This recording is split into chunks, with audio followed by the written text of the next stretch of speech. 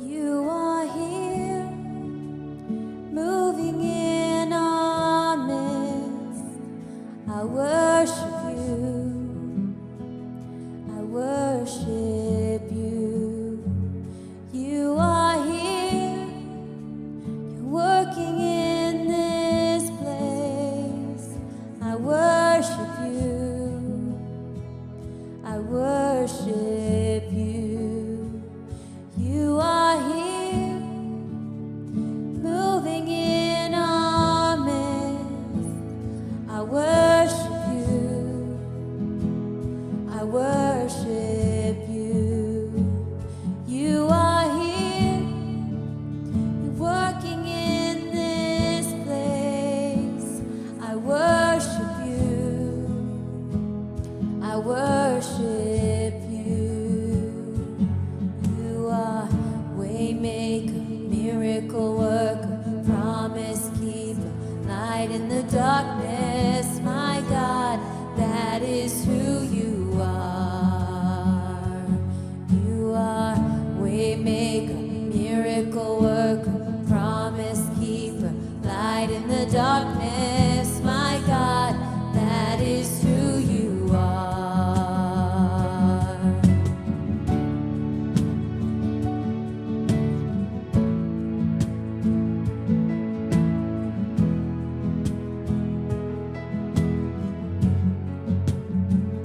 You are here, touching every heart. I worship you. I worship you. You are here, healing every heart. I worship you. I worship you. You are here, mending every heart. I worship you. I worship you. You are here, turning lives around. I worship you. I worship you. You are waymaker, miracle worker, promise keeper, light in the darkness. My God, that is who you are. You are waymaker, miracle worker, promise keeper, light in the darkness. My God, that is who you are. That is who you are. That is who you are. That is who you are. That is who you are. That is who you are. That is who you are. That is who you are. That is who you are. Even when I don't see it, you're working. Even when I don't feel it, you're working. You never stop. You never stop working. You never stop. Even when I don't see it, you're working. Even when I don't feel it, you're working. You never stop. You never stop working. You never stop. Even when I don't see it, you're working. Even when I don't feel it, you're working. You never stop. You never stop working. You never stop. Even when I don't see it, you're working. Even when I don't feel it, you're working.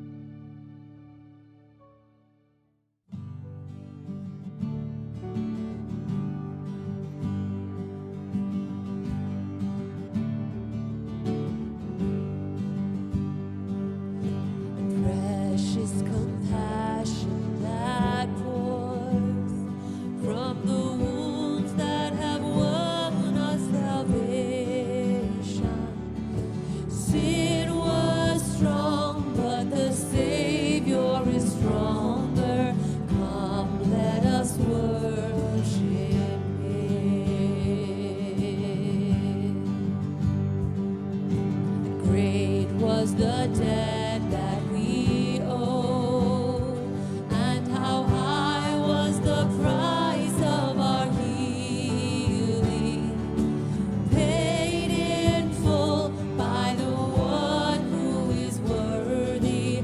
Come, let us worship Him.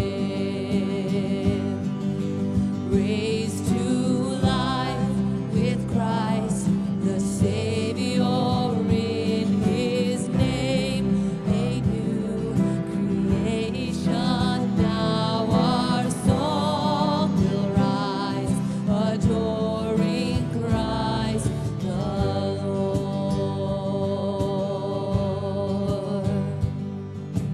Death overcome by the word that was spoken before it was finished. Jesus saves is our song everlasting. Come, let us worship Him. Oh, come, let us worship Him. Raised to life with Christ, the Savior in His name, a new creation. Now our soul will rise, adoring Christ the Lord.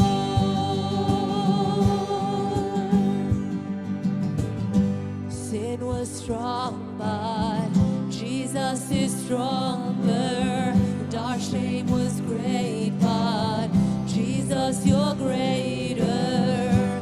Sin was strong, but Jesus is stronger. And our shame was great, but Jesus, you're greater. Sin was strong, but Jesus is stronger.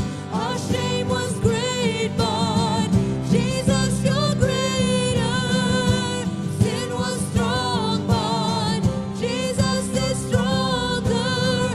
And our shame was great, but Jesus, you're greater. Jesus, you're greater. Raised to life with Christ, the Savior in His name, a new creation. Now our song will rise, adoring Christ the Lord.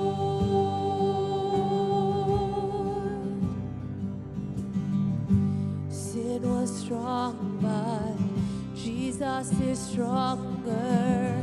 And our shame was great, but Jesus, you're greater.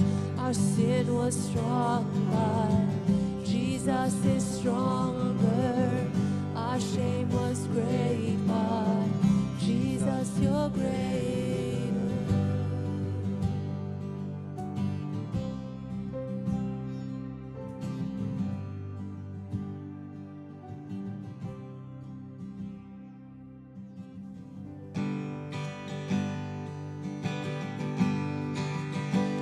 I cast my mind on Calvary, where Jesus bled and died for me. I see His wounds, His hands, His feet, my Savior on that cursed tree.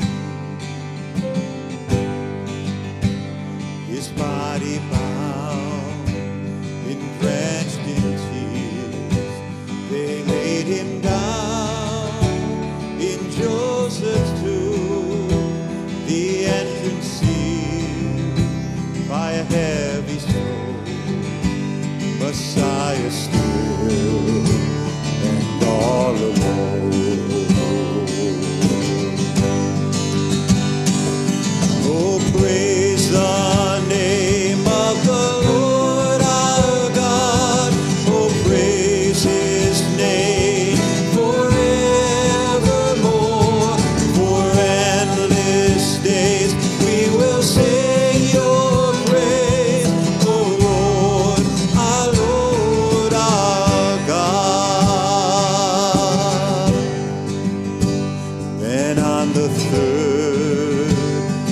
break of dawn, the Son of Heaven rose again.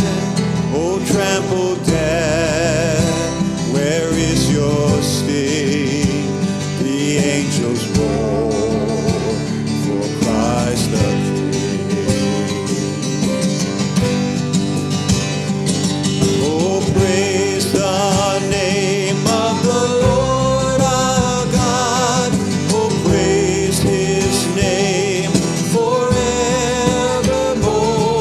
From endless days we will sing your praise, oh Lord, our God. He shall return in robes of white. The blazing sun shall pierce the night, and I will rise among the saints, my gaze transfixed on Jesus' face.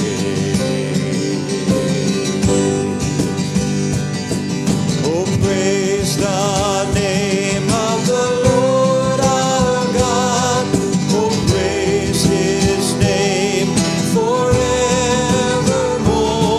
From endless days we will sing your praise, oh Lord, our God. Oh, praise the name of the Lord our God. Oh, praise His name forevermore. For endless days we will sing your praise, oh Lord, our God.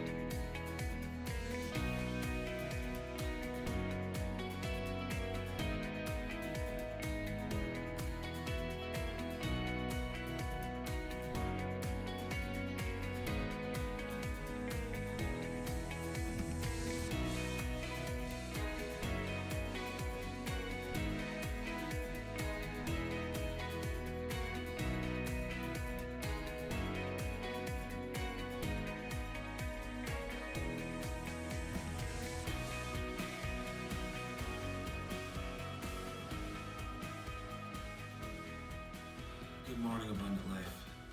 You know, I'm really glad to be back sharing the book of Ecclesiastes with you again. We are on episode 4 of Ecclesiastes, the series. We're calling this series The Meaning of Life. And in this episode, we're going to call this The Sovereignty of God is the Meaning of Life.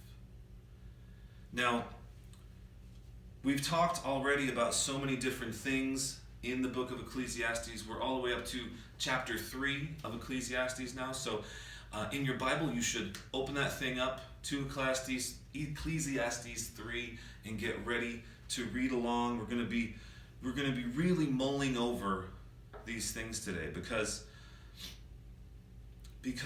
you know, the starting point for me is that I heard that 82% of people in the United States believe in God. Now this was a poll where literally they just asked, do you believe in God? And I thought, well, that's interesting, but it doesn't really mesh with my personal experience. And then I looked a little further into it. They've been doing this poll for years and years and years, maybe 60 years of doing this poll, and it's always hovered around 82% of people say yes, I believe in God. So back in 2005, there was a psychologist named Christian Smith. He was a sociologist at Notre Dame. And he wrote a book, he wrote an academic work where he really delved into who is this God that Americans believe in. And he asked many, many questions in his polls. He wanted to find out, what is it that you actually believe about God?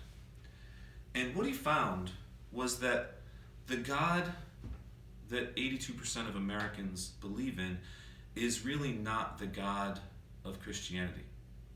He found that there wasn't really a phrase for this God, so he had to coin a new phrase. He coined it moralistic therapeutic deism. Now that's a mouthful. Moralistic therapeutic deism.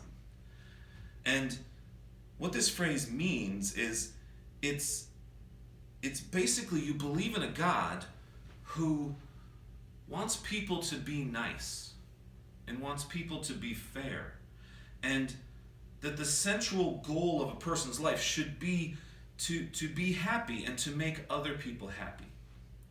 And that God doesn't necessarily intervene in your life or intervene in world affairs. Deism is this idea that God just sets up the world and then just steps back. And the therapeutic part of moralistic therapeutic deism means when you have a problem, well, that's when you go to God so that he can help you. He's like your therapist to help you through things, a crutch to help you through things. Now, the problem is that's not the God of the Bible. That's not the God of Christianity. And so believing in God really doesn't matter in terms of salvation. You have to believe in the one true God, the God of the Bible. And so today we're going to look at a piece of who the God of the Bible truly is. The sovereignty of God. The all-powerful nature of God is what we're going to look at. And we're going to look through the lens of Ecclesiastes chapter 3. So keep in mind also, in previous sermons on Ecclesiastes, I've tried to get this understanding of the book, of what Solomon was trying to teach us, of what he was trying to do, and this idea that there's a tapestry of life, and he called it all the things that are under the sun. And I think about it as when you have a giant tapestry above you, and you can see the threads that are on the back of it, and they're chaotic, and they're messy, and they don't make any sense. And as you try to make sense of what the picture is on the other side of the tapestry, you can't comprehend quite what's going on, but you want to figure out what's going on. That's what this life is like, and that's what the first two chapters of Ecclesiastes really express. They express Solomon using all of his wealth and all of his power to get all of the different options of what this life could possibly be about. Is it about money? Is it about things? Is it about being in control of people? Is it about power over nature? Is it about building structures? Is it about giving charity and helping people? What is this life about? And he tries everything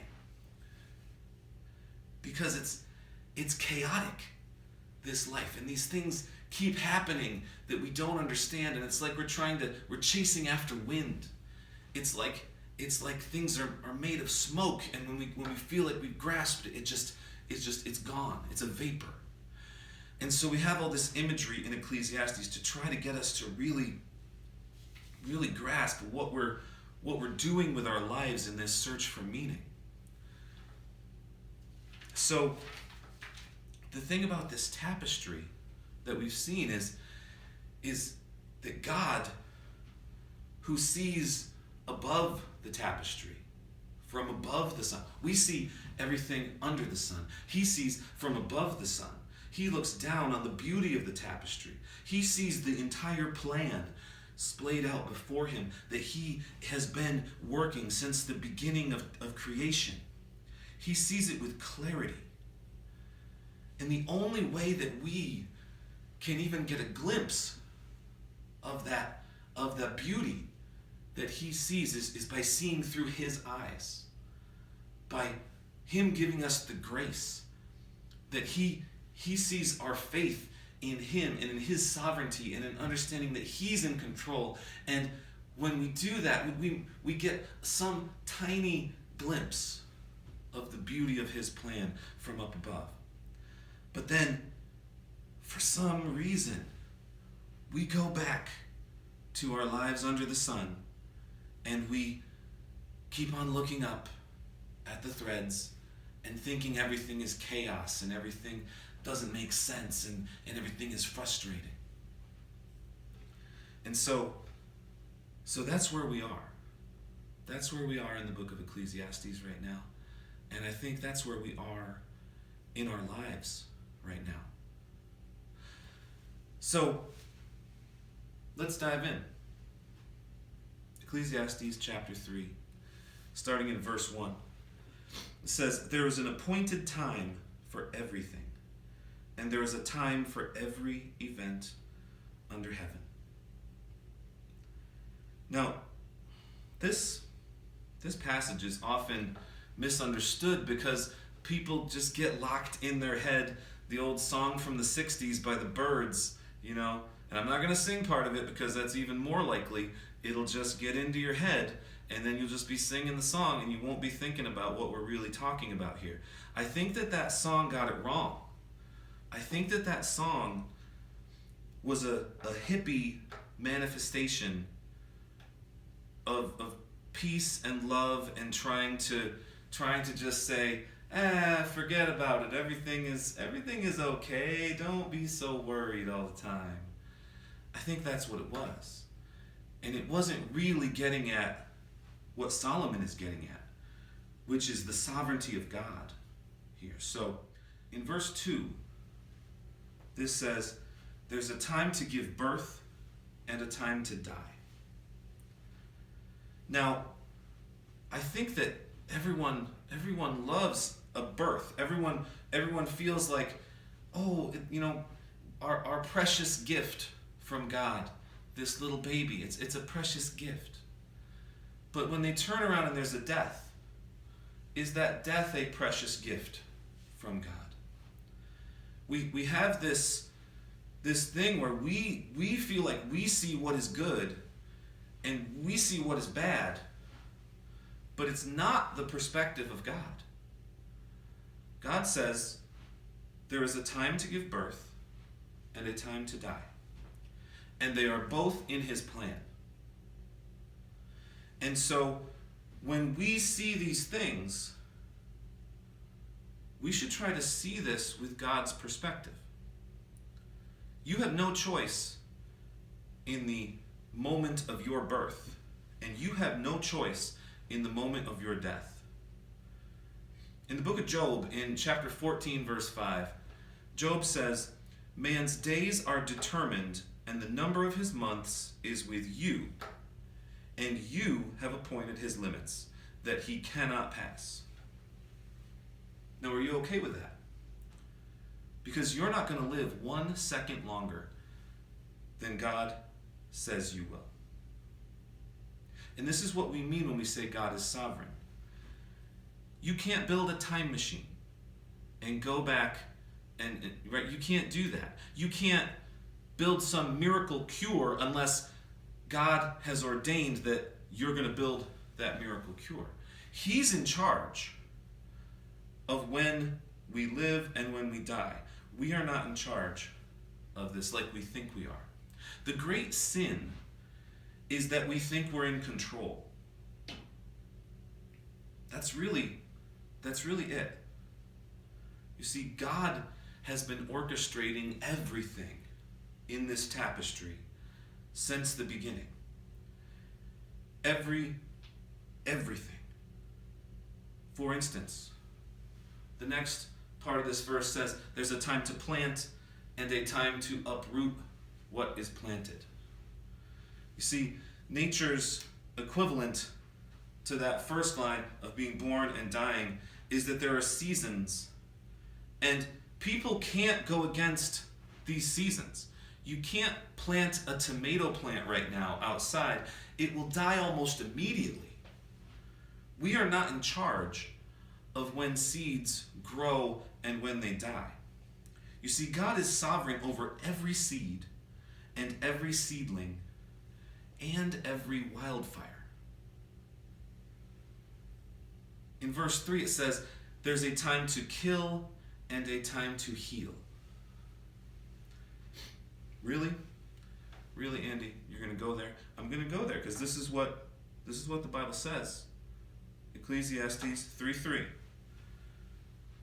There's a time to kill and there's a time to heal. You see, God determines when people are killed and when people are healed. Now, we want to say just the one and not the other. We love to say that God healed a person, that he ordained that this person would be healed. But you know what? He's in control. And he's also there. He doesn't look away when a person is killed.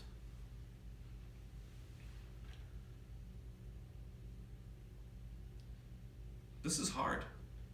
This is hard stuff that we have to grapple with, of who God really is. That the sovereignty of God has a meaning, and we can't just take half of it. We can't just say that he looks away when something horrific happens. He doesn't look away. We can't say that he didn't know when that thing happened, because he does know. He's known since the beginning. You know, there's a story about King Ahab in 1 Kings, I didn't write it down, 1 Kings 22, I think. I think it's in 1 Kings chapter 22. So King Ahab and King Jehoshaphat are meeting, and I'll just paraphrase this for you. You can read it on your own this week if you'd like. It's a very interesting story. King Ahab and King Jehoshaphat are trying to decide about this battle that they're going to go out to, and they say, well, we need some prophets in here to tell us how this is going to go. And so, you know, they bring in a whole pile of prophets, and the prophets just to paraphrase, the prophets are like, yeah, it's going to be great, you're going to win, everything's going to be fine. And Jehoshaphat turns and says, it sounds to me like these guys are kind of like yes men, like they're just saying what you want to hear. Do you have any other prophets? Do you have anybody that's a little more truthful or something? And so Ahab says, well, there's this one guy, there's Micah, but he's always against me. Everything he prophesies is against me. So Jehoshaphat says, yeah, you should bring him in anyway. So they bring in Micah, and Micah says to him, basically, oh, you're going to die in this battle. You're definitely going to die, right? Now, this is a paraphrase. You'll have to read it for yourself exactly what he says. But you're going to die in this battle. And Ahab is like, well, I'm obviously going to lock you up, and when I get back and I'm still alive, you'll see that I didn't die in the battle, and then everybody will know you're a terrible prophet. And Micah, yells after him. He's like, well, yeah, when you don't come back, everybody will know that my prophecy was right, and they'll believe in the one true God. So there we go. So interesting story. And then you get to 1 Kings chapter 22, verse 34, and it says, they're out in the battle now. It says, but a certain man drew his bow at random and struck the king of Israel between the scale armor and the breastplate. And that arrow found a perfect path through the king's defenses and pierced the king and killed him, just like Micah said would happen. Now, And also the king was, I skipped a part, the king was disguised, I think, so that nobody would know that he was the king out on the battlefield as well. So I mean, there were layers and layers of random, of this is chaotic, that the arrow actually was able to kill him in this situation. But God was seeing all of this from above the tapestry. And he took that arrow in the air and he plunged that arrow. God did. Right where it needed to go. You see, that's the sovereignty of God in this story. There's a time to kill and there's a time to heal. There's another story that comes to my mind about these missionaries.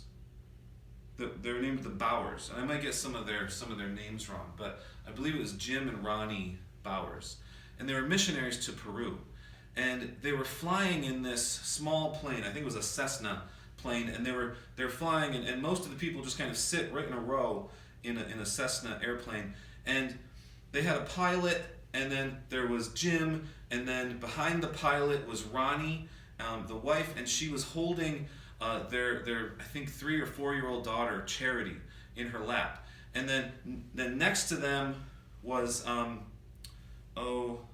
Corey was their son's name. So Corey was behind the father, Jim, that was sitting in the front, and so they're flying over Peru, right? And they're flying over the jungle, and the Peruvian Air Force mistakes them for a drug smuggling plane. And the Peruvian Air Force decides to shoot the plane down. And so, out of nowhere, what we think is a decision by this person in the Peruvian Air Force to open fire, this event happens. And a shot comes through the side of the plane and goes through both legs of the pilot. And he's bleeding enormously, in enormous amounts of pain. And he immediately goes into a nosedive to try and land the plane in a river. Now, while he's doing this, there are more shots fired. And he ends up landing the plane, amazingly, in this river in the jungle of Peru. And before the plane sinks, they get everyone out of the plane. But during that descent, there were more shots that were fired. And there was a shot that came through the back of the plane and went right by Corey's head in the back seat, and went right by Jim's head in the front seat, and went right out the front of the plane. But there was another bullet that also came through the back of the plane, and it hit Ronnie in the back, and it went through Ronnie and went into Charity on her lap and killed both of them instantly. And the bullet stopped inside Charity so that it did not go through the back of the pilot as well. Now, in an event like this, God is still sovereign, right? God is still sovereign when this happens. And there will be people that want to say, why didn't God stop this senseless tragedy? Where was God when this happened?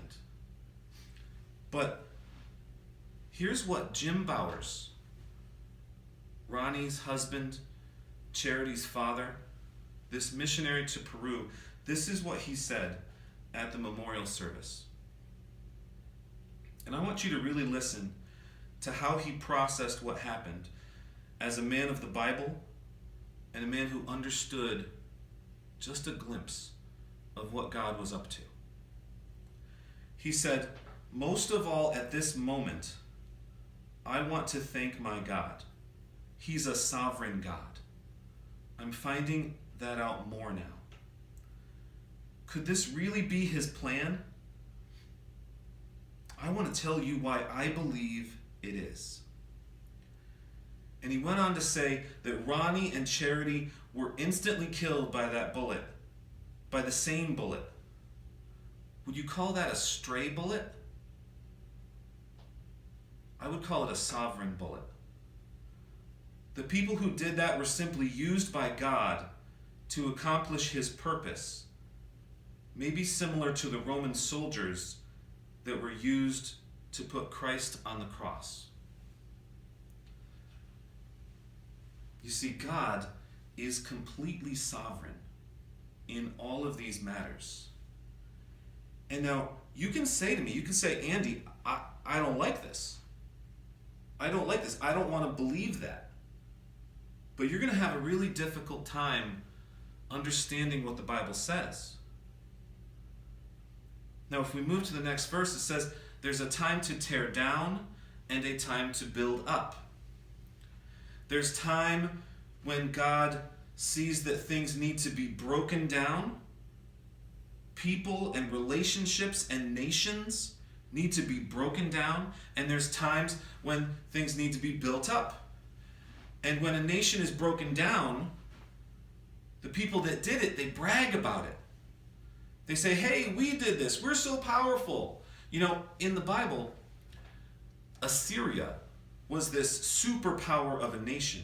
And they came in and they were decimating Israel. And they were boasting about it. They were saying, look at how strong we are. Even the God of the universe can't stand up to us. And then God looks down at them and he says, well, don't you understand that you're just the rod of my anger against my people?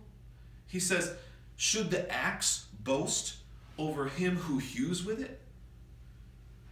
You see, God is doing the wielding of the rod and the axe. And the rod and the axe think that they're in control. They're not. You see, it says in verse 4, there's a time to weep and a time to laugh. If you're crying, it's from God. And if you laugh, it is from God. You know, Job says, shall we receive good things from God, and shall we not receive evil? In all this, Job did not sin with his lips. That's Job chapter 2, verse 15. Now, what is Job saying there? He said, you just said the evil, the dying, the horrible things around Job, that he received those from God. And then the author of the book says, through the inspiration of the Holy Spirit about this verse, he makes sure that he adds in, Job did not sin with his lips when he said this. You know, in Isaiah 45:6, it says, I am the Lord, and there is no other. I form the light and create darkness. I make well-being and create calamity. I am the Lord who does all these things. Does your theology allow for a God who creates calamity? Because that's what the Bible says. In Amos chapter 3, verse 6, it says, does disaster come to a city unless the Lord has done it? You see, God is behind it. When calamity comes, God is in it.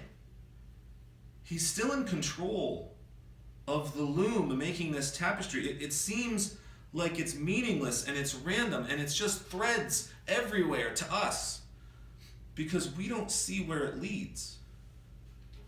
Now, does your reading of the Bible lead you to this same conclusion? Because you can say to me, you can say, Andy, I don't like this. I don't, but the problem is you're not liking it won't remove darkness and light. It won't remove calamity. But you're not liking this can remove the joy and the trust and the solace that you can have in God, in a God who's sovereign over everything. It goes on to say, there's a time to mourn and a time to dance. You see, everybody is going to die, and we've talked about this before in the previous chapters of Ecclesiastes. You know, we're going to have many opportunities to mourn throughout our life. And when we end up talking about chapter 7 of Ecclesiastes, we're going to see it's a good thing to mourn. God is behind it. God is in the mourning.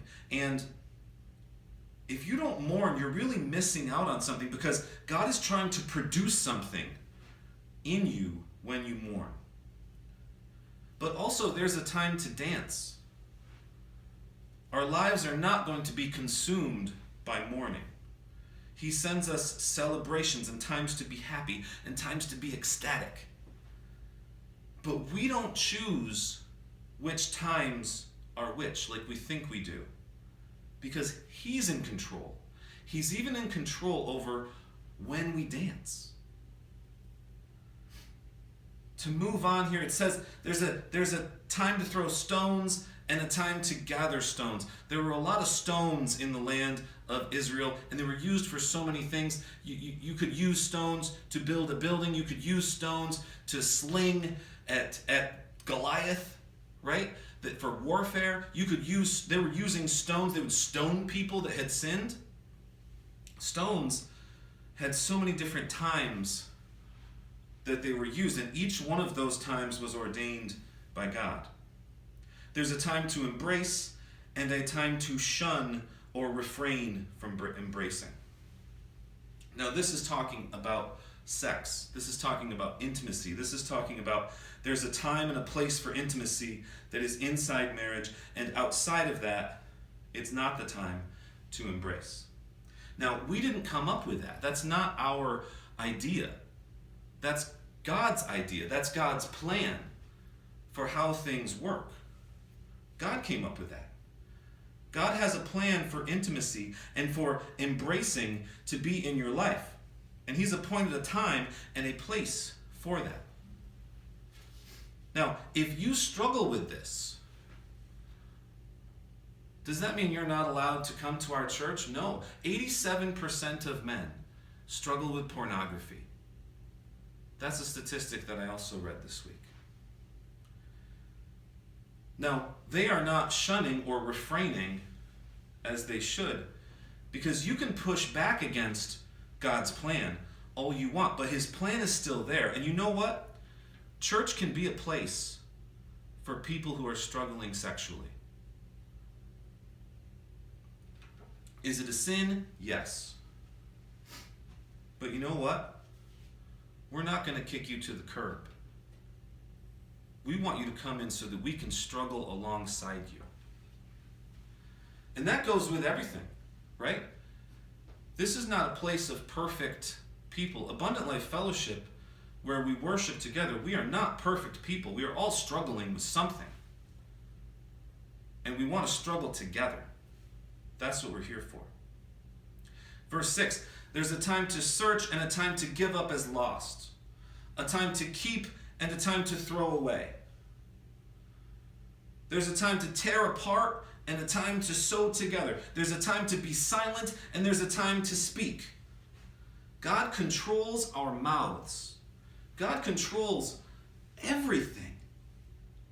In Psalm 139 verse 4 it says, even before a word is on my tongue, behold, O Lord, you know it altogether. I thought I had an original thought. Thought I was going to say something interesting, but you knew it ahead of time. You are in control of the words that come out of me. They're not really from me. Proverbs 16 verse 1, the plans of the heart belong to man, but the answer of the tongue is from the Lord. Your tongue belongs to God. Verse 8, there's a time to love and a time to hate, a time for war and a time for peace. There are times that God brings friction between people and between nations, and He says there is a time for war. And there is a time for peace. We are not in charge of when that time is. Only He is. He is sovereign. We are not. And you say to me, you say, Andy, but wait a minute. If God is sovereign, if God is this sovereign over every single thing, well then I must just be a robot. Right? No. No, this is the crazy thing. Every person here chose to listen to this today. You chose of your own free will. And God also knew and ordained that you would do that before you did it. You see, we need to stretch our understanding around the absolute mind-blowing sovereignty of God and also the responsibility of man, so that no one can ever say to God, well, I had no choice. You see, somehow I make real choices and I will be held responsible for those choices. And if I don't give everything over, all of the choices that I've made in my life, if I don't give them over to the grace of Jesus dying on the cross for my sins, then I'm held responsible for all of those choices that I've made. You see, God has a plan. And I understand from below it does not make sense. But from above, He sees all of it, and we just need to have faith in Him. You see, Paul in Romans chapter 9, he covers this idea because the people come to Paul and they say, hey, wait a minute, Paul. If God is so sovereign, then how can He still find fault with people that carry out His will? Like, if we're doing the things that are in His plan, then how can we be held responsible for that? How is that? Can that possibly be a sin? Well, you know what Paul says is he says to them, who are you, O man, to talk back to God? Can the clay say to the potter who made it, I don't like what you've done to me? You see, you're going to be held responsible. Because His ways are not my ways. His thoughts are not my thoughts. And as the heavens are high above the earth, so is His knowledge that much farther above my own. Because that is the God that we serve. Now in verse 9 it says, what profit is there to the worker from that in which he toils? Because I have seen the task which God gives to the sons of men, with which to occupy themselves. Well, what is the task that he's talking about here? It's verses 2 through 8. It's that there's a time to do all these different things. That's pretty much encompassing all of our lives, all of the things that we do. God has set up in the tapestry because He is sovereign over every single moment, and He gives us every single task and every single challenge, and He gives us every win and He gives us every loss because He is sovereign over every one of them. You see, in verse 11, it goes on to say, He has made everything appropriate in its time. He has also set eternity in their heart, yet so that man will not find out the work which God has done from the beginning even to the end. He says all of the thread in this tapestry of God is appropriate and is beautiful at the right time. And it's unbelievable how He wove all of this together to happen in the end. And every now and then we see above it and we get that little glimpse.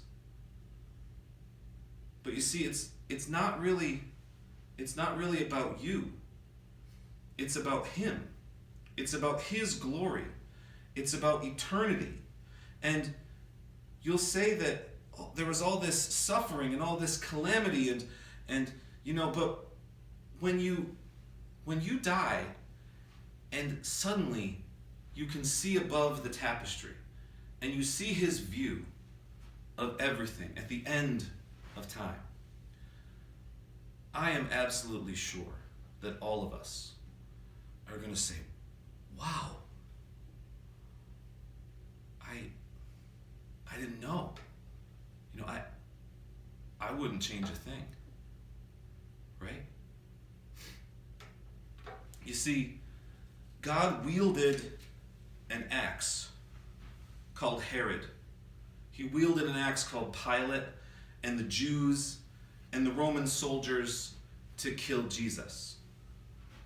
God was behind that. He wove Judas into the tapestry to betray Jesus, to bring about what He had promised. He used Absalom to sleep with David's concubine. He used Satan to entice David. He bends every single thing to his sovereign, beautiful rule. And we can't add to it and we can't take away from it. And so, what are we supposed to do with this?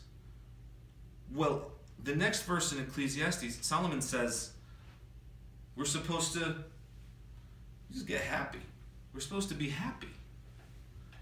It says, I know that there is nothing better for them than to rejoice and to do good in one's lifetime. Moreover, that every man who eats and drinks sees good in all his labor. It is the gift of God. So in light of this, go out and enjoy your life. Enjoy your work. Your placement in this time that you're in is a gift. And we can trust him because our suffering has meaning. It's not meaningless. It's not vanity. It's not chasing after the wind. But you say, but Andy, not everything is good times. And of course not.